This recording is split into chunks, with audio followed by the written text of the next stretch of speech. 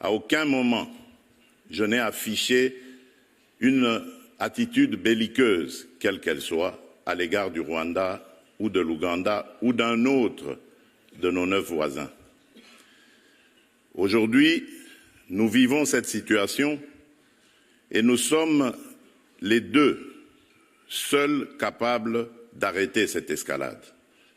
Je le dis en prenant à témoin le président João Lourenço, notre président actuellement de l'Union africaine, dont je rends d'ailleurs un hommage particulier pour son implication dans cette crise et qui, comme vous le savez, était à quelques encablures de la régler définitivement.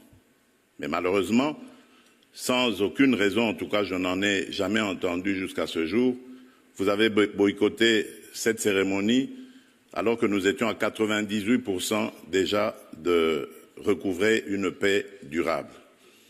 Mais il n'est pas trop tard pour bien faire.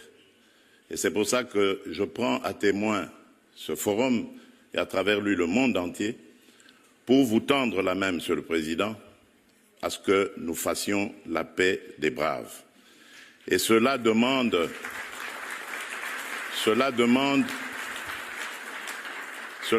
que vous donniez l'ordre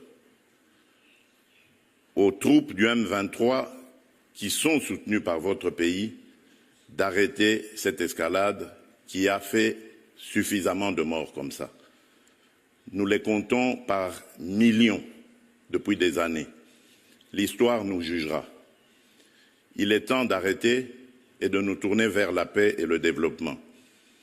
Je remercie le président Cyril Ramaphosa qui est venu à nos côtés, qui n'a pas hésité à envoyer ses troupes, dont d'ailleurs certains éléments sont tombés sur le champ d'honneur dans notre pays, au front, ce qui nous oblige à rester définitivement reconnaissants envers la République d'Afrique du Sud et des autres républiques sœurs de Tanzanie et de Malawi qui avaient aussi contribué à des troupes. Mais je crois que l'Afrique aujourd'hui a besoin de passer à autre chose, Monsieur le Président Paul Kagame, et nous en sommes capables.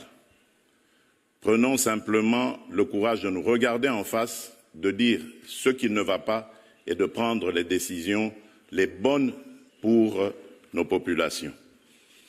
Et donc, le plaidoyer que j'avais prévu pour appeler à des sanctions, je préfère le suspendre pour le moment, en attendant évidemment d'avoir la réponse du président Kagame, parce que j'ai vu ici dans la salle également l'émissaire du président Donald Trump, dont je salue l'implication dans la crise qui frappe mon pays.